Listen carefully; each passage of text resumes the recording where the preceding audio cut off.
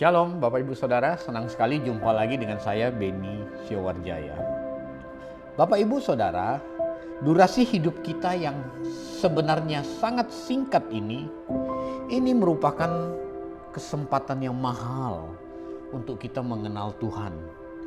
Dalam pengenalan akan Tuhan yang benar, kita pasti dilatih untuk berinteraksi dengan Tuhan. Interaksi inilah awal dari perjalanan kita bersama Tuhan di kekekalan abadi nanti. Jadi, kalau seseorang tidak pernah berinteraksi dengan Tuhan semenjak di bumi ini, dipastikan dia tidak akan mengenal Tuhan dengan benar.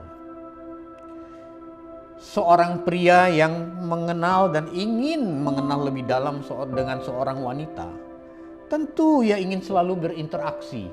Entah itu lewat telepon, entah itu bertemu, entah itu ngobrol berkepanjangan, pasti dia punya sebuah gairah untuk berinteraksi supaya dia tahu karakter wanita itu seperti apa, supaya dia tahu kesukaan wanita itu apa. Untuk apa? Supaya dia bertindak, dia bisa menyenangkan hati wanita itu. Demikian juga kita dengan Tuhan. Tapi saya mau bilang ya, orang itu pacaran bisa virtual, melalui sosial media, kirim foto, melalui WhatsApp dan lain sebagainya. Begitu ketemu langsung nikah, ada yang begitu.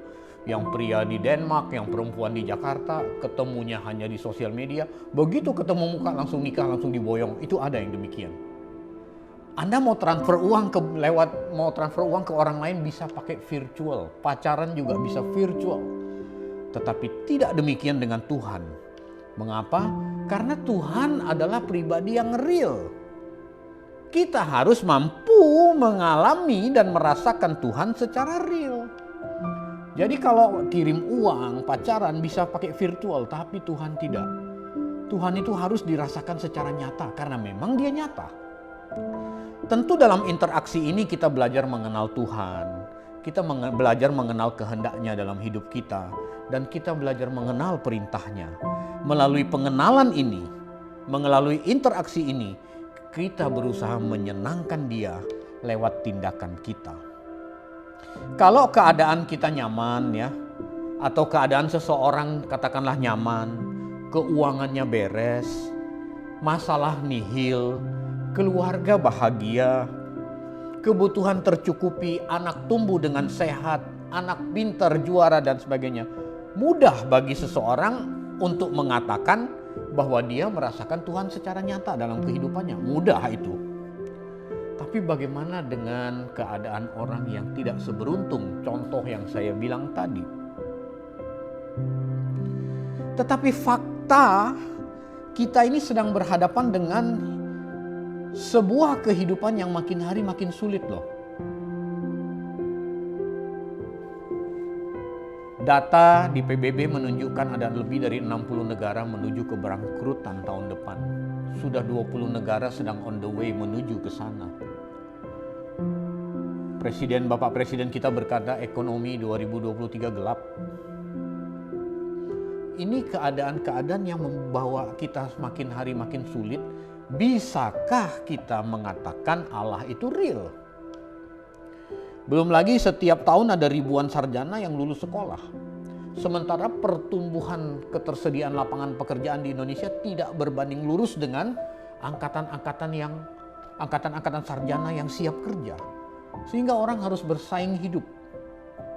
Ini belum lagi mata uang dolar yang terus meningkat, menghimpit mata uang rupiah. Sehingga harga barang menjadi mahal. Bapak, Ibu, Saudara, fakta-fakta ini menunjukkan betapa tambah sulitnya orang harus berjuang melawan kehidupan. Bisakah kita merasakan Allah secara real? Bagaimana kita merasakan Allah secara real? Saya bilang tadi kalau hidup langsam, ekonomi baik, semua serba dilancarkan. Orang mudah bilang merasakan Allah secara real. Puji Tuhan saudara, saya dapat mobil secara gratis, puji Tuhan saudara. Anak saya wisuda, puji Tuhan saudara. Kami berangkat ke Eropa, berangkat ke Israel dan lain sebagainya, puji Tuhan. Dia ngomong awalnya, dia merasakan Tuhan cari. Tapi bagaimana dengan sebagian kita yang tidak seberuntung orang itu? Tentu fakta-fakta yang saya ungkap ini menunjukkan betapa tambah sulitnya kehidupan. Kondisi yang sulit ini memaksa seseorang atau menggiring seseorang pada pilihan-pilihan untuk tidak dapat menghayati kehadiran Allah secara nyata, sehingga integritas menjadi taruhan. Orang dapat menggunakan cara apa saja untuk bertahan hidup, bahkan sampai menggunakan cara-cara yang merugikan orang lain pun digunakan. Cara-cara haram pun digunakan, jual narkoba, jual diri, jual manusia, korupsi, mencuri, menindas orang lemah, merampok disertai pembunuhan dan lain sebagainya. Orang-orang demikian pasti orang yang tidak dapat mengalami Tuhan secara nyata dalam hidupnya. Dan kita, orang Kristen pun ada di pusaran itu. Fakta integritas menjadi sesuatu yang mahal. Apa sih integritas? Integritas itu simpelnya begini. Antara yang kita ucapkan dengan kita lakukan itu sama, itu integritas. Tapi banyak orang mengucapkan setinggi langit tapi kelakuannya tidak seperti yang dia ucapkan. Keadaan ini membuktikan bahwa orang seringkali gagal menghayati kehadiran Allah secara nyata. Gagal mengalami Tuhan. Padahal Tuhan itu pribadi yang nyata, yang saya bilang tadi. Anda pacaran bisa virtual tapi mengalami Tuhan itu harus nyata. Faktanya yang namanya integritas seakan sudah menjadi barang yang mahal di dunia nyata. Hari Minggu dengar firman, hari Minggu baca firman, hari Senin sampai Jumat melanggar firman, itu kan sama saja dengan tidak berintegritas. Kan tadi saya bilang integritas itu adalah antara yang diucapkan dengan yang dilakukan sama. Tapi ketika ada orang mengucapkan A lalu melakukan B, itu tak berintegritas namanya. Hari Minggu berbondong-bondong orang Kristen ke gereja dengar firman, baca firman. Tapi hari Senin sampai hari Jumat melanggar firman. Di kantor terlambat masuk, di kantor korupsi, di tempat kerja selingkuh, apalagi yang hobinya judi. Tapi hari Minggu dia ke gereja lagi. Bapak, Ibu, Saudara, semua ini adalah fakta di sekitar kita yang membuktikan bahwa integritas orang Kristen sebagai anak-anak Allah telah menjadi taruhan dan bisa menjadi barang yang mahal.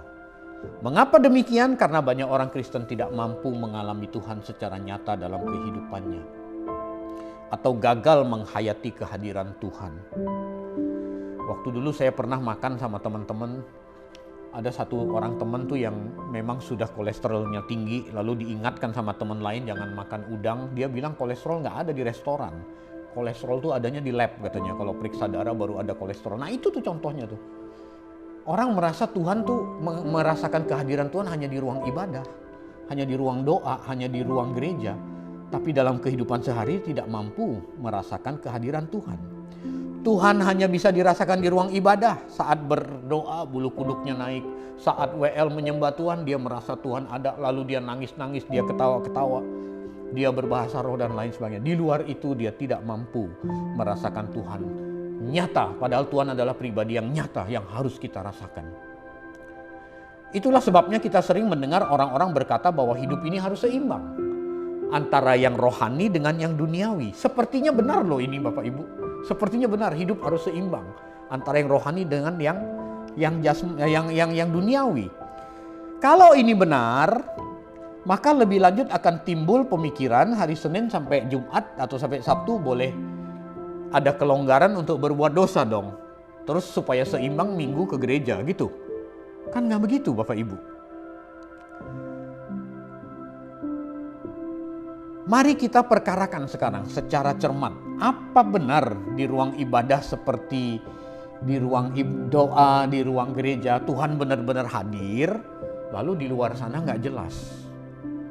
Yuk, saya bacakan Roma 12 ayat 1. Karena itu, saudara-saudara, demi kemurahan Allah, Aku menasihatkan kamu supaya kamu mempersembahkan tubuhmu sebagai persembahan yang hidup, yang kudus dan yang berkenan kepada Allah. Itu adalah ibadahmu yang sejati. Nah, ibadah sejati itu tidak terjadi di ruang doa saja.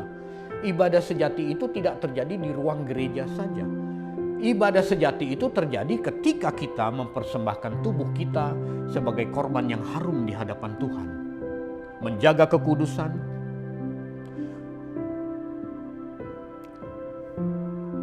supaya kita menjadi berkenan di hadapan Allah. Bapak, Ibu, Saudara, Rasul Paulus menasihati kita demi kemurahan Allah. Demi Allah yang telah bermurah hati dengan memberikan anugerah keselamatan kepada kita. Agar kita melakukan ibadah yang sejati dengan cara apa? Mempersembahkan tubuh sebagai persembahan yang hidup, yang kudus dan berkenan kepada Allah. Jadi persembahan uang kolektor tidak berkenan di hadapan Allah. Bisa tidak berkenan. Kalau uang itu kau dapat dari korupsi lalu kau kasih persembahan untuk Tuhan, itu namanya you bagi dosa kepada gereja. Persembahan yang berkenan, persembahan yang sejati adalah mempersembahkan tubuh, menjaga kekudusan, menjaga kemurnian hati kita. Ini berarti tidak hanya di ruang doa, dimanapun kita berada. Kita harus mempersembahkan tubuh kita sebagai persembahan yang harum bagi Tuhan. Nah, menarik, Paulus menggunakan kata tubuh. Zaman itu ada beberapa sekte yang menyembah dewa yang menurut ajaran mereka tubuh pria laki-laki, anak pertama laki-laki adalah persembahan yang paling berkenan untuk dibakar bagi para dewa. Jadi tidak heran ada sekte tertentu yang mempersembahkan tubuh untuk dibakar bagi dewa-dewanya.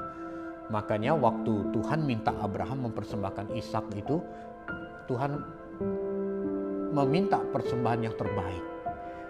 Tetapi Tuhan tidak meminta kita bakar tubuh kita sekarang. Tuhan mau tubuh kita itu sebagai tubuh yang kudus, hidup dan berkenan kepada Allah. Sebagai persembahan yang berkenan kepada Allah. Itu yang Tuhan mau. Bagaimana caranya? Caranya adalah kita memperagakan kebenaran. Kalau hari Minggu kita dengar firman, hari lain kita harus mampu merasakan Tuhan hadir.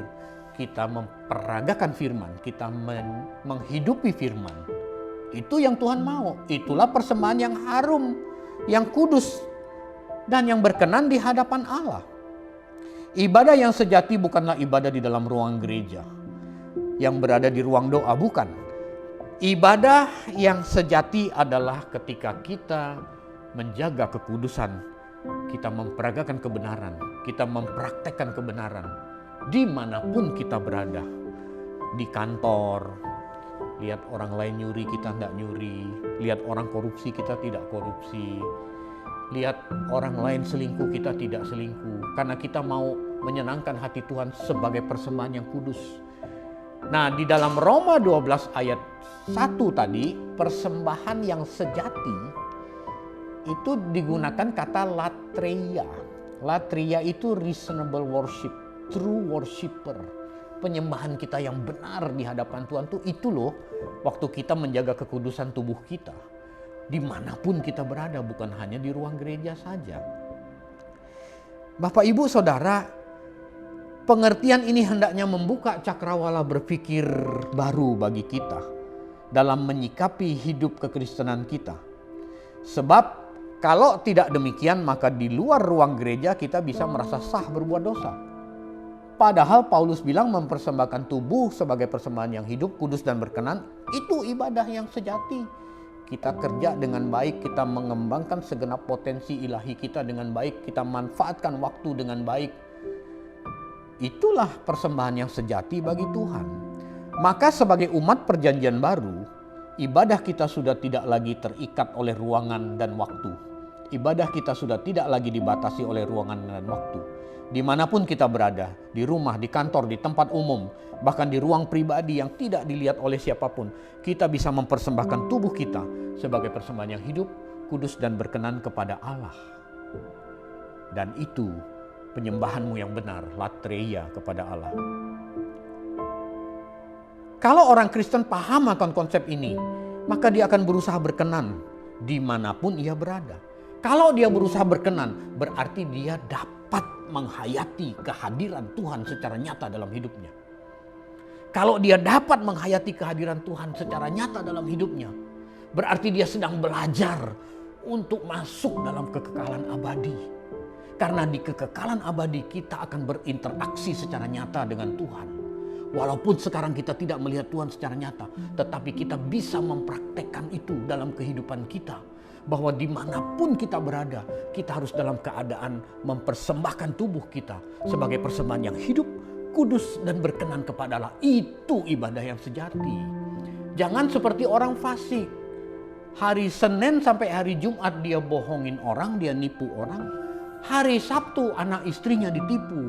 Hari Minggu Tuhan Yesus pun ditipunya. Hari Minggu ibadah nangis-nangis merasa Tuhan hadir. Tapi hari Senin sampai hari Jumat dia mempraktekkan bisnis yang tidak benar dalam usahanya. Jangan seperti orang fasik. Karena ini adalah satu-satunya kesempatan bagi kita untuk latihan. Menghayati Tuhan secara real. Nanti kita terbiasa ketika kita ada di kekekalan abadi, kita ketemu Tuhan, kita udah terbiasa menghayati Tuhan secara real. Karena memang Tuhan harus dihayati secara real. Selamat menghayati Tuhan secara nyata dalam kehidupan kita masing-masing. Tuhan Yesus memberkati kita. Sampai ketemu lain kesempatan. Amin.